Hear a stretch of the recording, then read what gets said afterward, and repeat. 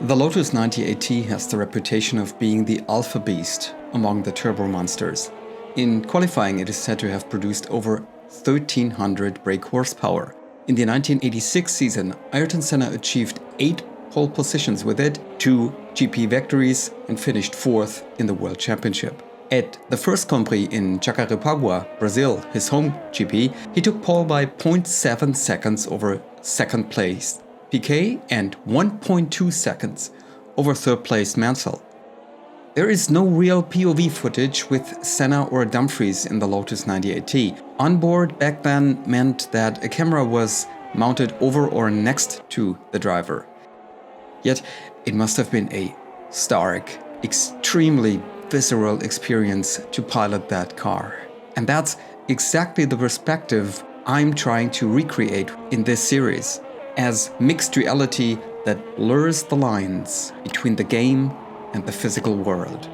Today we'll do 12 laps in Jacarepagua against the original 1986 field. I'm sitting in Johnny Dumfries' 90AT and will start from pole, because I eventually managed to snatch it away from my teammate Senna on my last lap with a commanding lead of 0.065 seconds.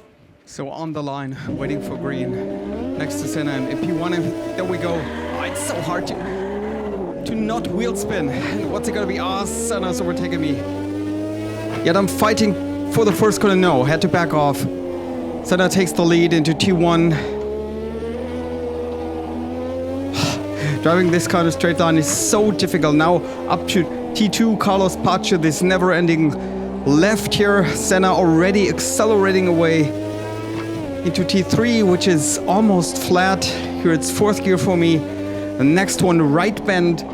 It's called Nonato. So deceiving. And into that second gear corner, which is actually a hairpin, leading on to the back straightaway, where we reach our top speed. Juncao, please excuse my Portuguese. And there already I've been using the boost to make up a bit of ground to Senna, who's so fast in here. For these two corners, right and left, sort of chicane, fourth gear, third gear, fourth gear, depending on how you're gearing. Avoid these curbs. Avoid these curbs by all means. These are real curbs, pretty steep, and you don't want to hike them. It's complete loss of traction. And if you're especially unlucky, you'll get banked and stranded. So first lap done, I'm in P2 already, about 2 seconds behind Ayrton. For the second lap, let's see if I at least can keep up with him. At the moment, the two Williamses are behind me.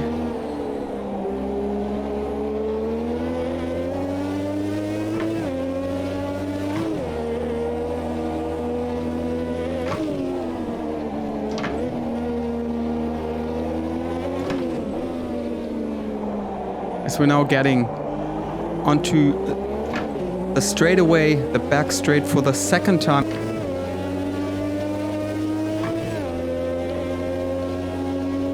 I've set the boost pressure down to 70% and the radiator opening to 90 to make the engine last for these 12 laps.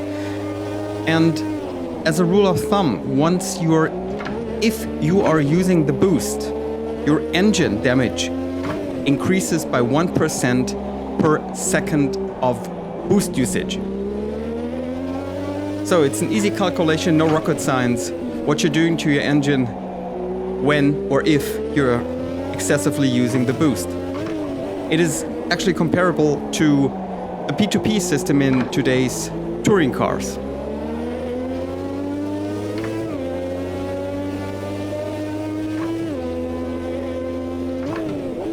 So third lap. First oversteer moment. And although I have the hot off here, I can tell you that already at that moment I noticed that the grip was already waning. This track in these conditions pretty hot, it's authentic weather, they're pretty mean on the tires, and especially the rights suffer a lot with temperatures over 100, 105 degrees, which is definitely too much.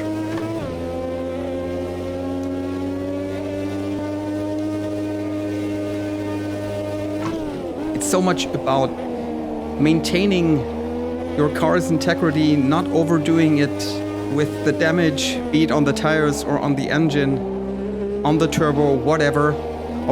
I've also got mechanical damage on here, so it's everything on except random mechanical damage.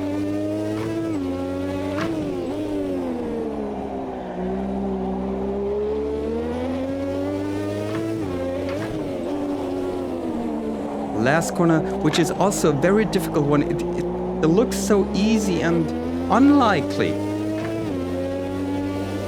but you're always on the edge with these cars, these old turbos. Oh, again, look at that. Oh, and once more, back to third, somehow managing that corner onto the throttle. It's so easy to overdo it. Shifting down too early can lead to the rears locking, inducing a spin. Ah, here I'm too late. Very deep into the corner, and understeer is your enemy too. Once you're a bit too late on the brakes, these cars don't really want to turn and rotate. Everything is difficult in here. But for now, it's quite okay here. I don't want to complain. It's P2. Senna's pulling away. Gradually, I'd say. It's 4 or 5 seconds now. But I'm still ahead of the Williamses.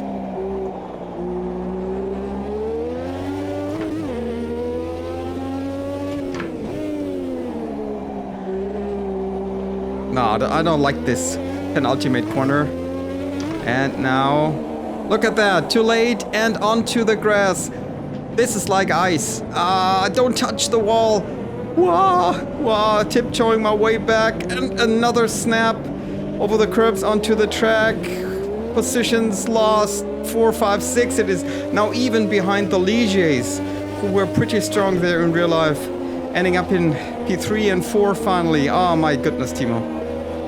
But maybe I can at least keep up with them and, yeah, regain these positions. But a first serious and dramatic mistake, losing 4 places. That's not good.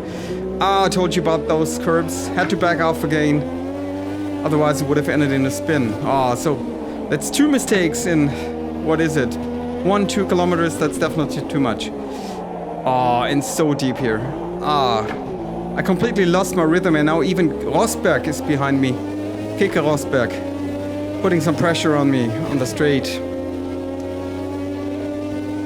But I can keep my position, keep ahead of him. Down to 4th into this very fast and long left, where I'm actually faster than the AI. Also here, up to this point, I'm always gaining. Here it's 3rd gear. Corrections. Yep. 4th gear, back to 3rd, into this corner, and again a mistake. Wouldn't have been any problem in a modern car with these flat or even painted curbs, and another mistake. Again too deep. Rosberg in my rear, in my gearbox. I hardly can hold him back.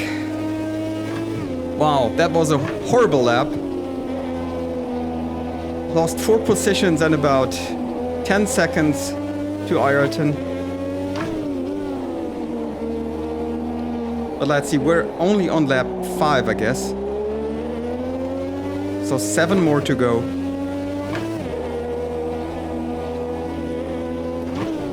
As I'm trying to regain my rhythm. Look at that. Massive oversteer, and only by pressing the clutch and countersteering like hell I was able to keep the car in a straight line. You're always on the limit with these cars. And once you're over it, there's hardly any safe way back.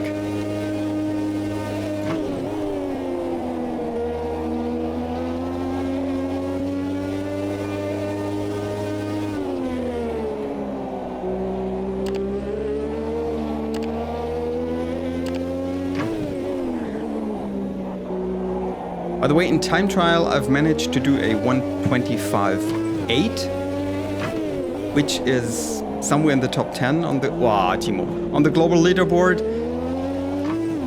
I think I'm in P8 at the moment, still almost 2 seconds behind the fastest driver. But it is also only 3/10 away from Ayrton's real-life pole time. Meaning, with this time, I would have been second on the grid in 1986. What a value as an achievement.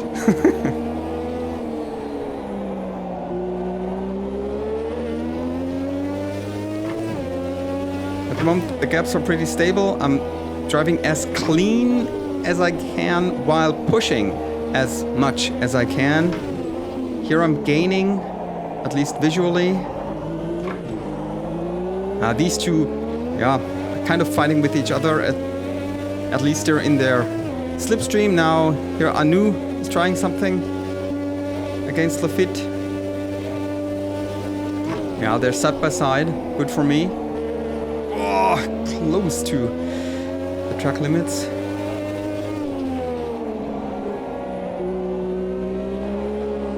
Yeah, I'm definitely getting closer.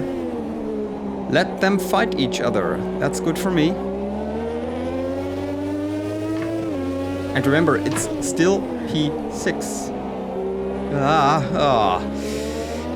As I said, I don't like that corner. Understeering onto the curbs.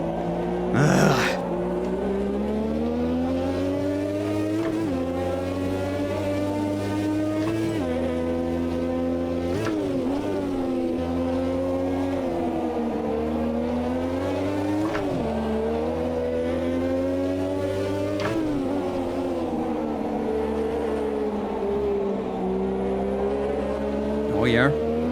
Now it's beginning to look good. Perhaps I can get into the slipstream after the hairpin. Let me just call it thus. That's the next corner. Norte T5 it is. Okay, come on. Now with a little help of the boost, perhaps I could come closer. I haven't been using it much between lap 3 and now. Yeah, I've come closer, but Timo, oh, what you doing? Overdoing it in this left corner and losing all the momentum and all the seconds gained. Yeah, but I am definitely not the only one struggling here. Look at that, I lost again 2-3 seconds to that mistake, but look at mirrors, there is no Rosberg, so also he. Wow. And another second gone. So also Rosberg is not able to go our pace here. Not mine and not that of the Ligiers.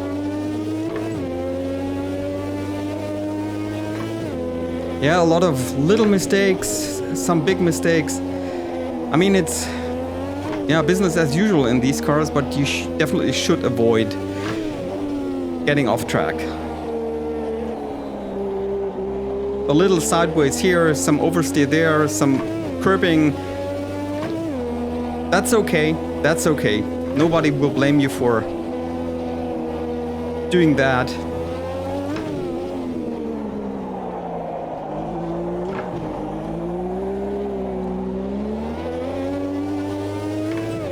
Yeah, I'm again using the boost. You can see it on my right hand.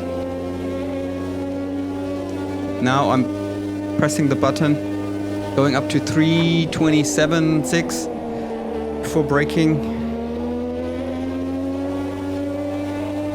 And then again, completely down, pedal to the metal it is. Down to third. That's also a deceiving corner. You don't want to hike these curbs here on the outside.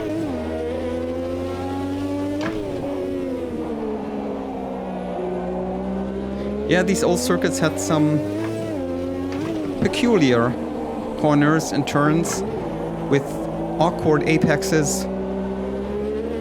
Here as well as in Jerez, Estoril, all of these classic circuits.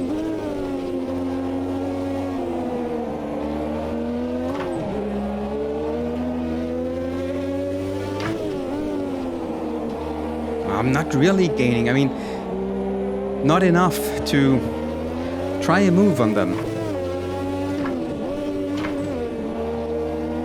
And although we're only doing 12 laps, you can already see how hard it is on the car, how much wear there is on the tires, on the engine.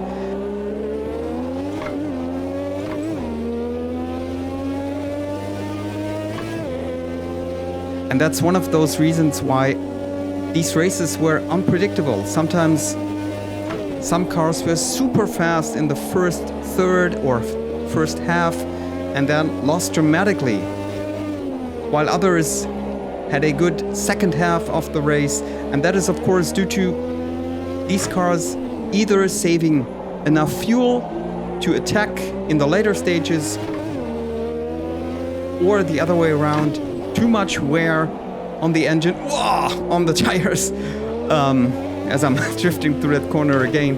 Yeah, too much wear on the tires, on the engine, on all the mechanical parts.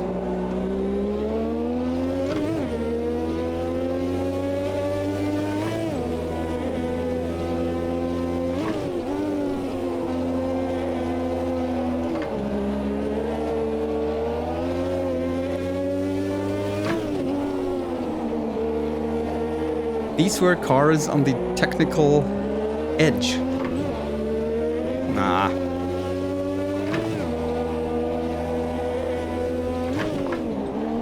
Oh, another super oversteer moment. And only again by pressing the clutch and super hard countersteer, I'm able to regain control of the car and keep it on the track. Yeah, again, after gaining some time and on those leashes, I'm throwing it away in that hairpin. Man. So I think that will be it then. We are already on lap 11, or is it already 12? Not sure. But it's a very late stage, and yeah, look at that. It's 2 seconds to these two guys. Yeah. It's essentially a mix of understeer, oversteer now in almost every corner. P6. Yeah, and here I'm putting the HUD on screen just to show you the state of the car. Look at the tire wear after 11 laps and look at the engine wear after using the boost for about 4 or 5 times. And now imagine doing that for 61 laps. Or having to manage that for 61 laps. Planning not to do any pit stop.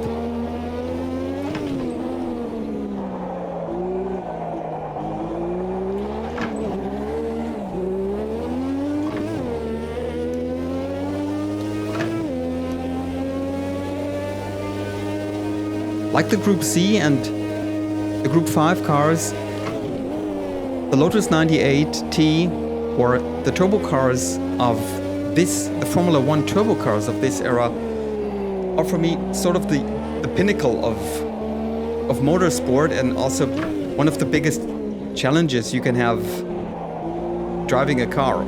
Also driving a car in sim racing, of course. I like this on the edge feel, this permanent on the edge feel. It's a truly visceral experience. Pure adrenaline over 12 laps. Yeah. Look at that. P6 in the end. 25 seconds behind Ayrton. Yeah, behind Arnoux, Lafitte, Piquet, Mansell and Senna, who won that race. Congrats to him. At least I put in the fastest lap. Well guys, that was a cool one. Thanks a lot for watching. See you on the next one. Have a nice day. Bye bye.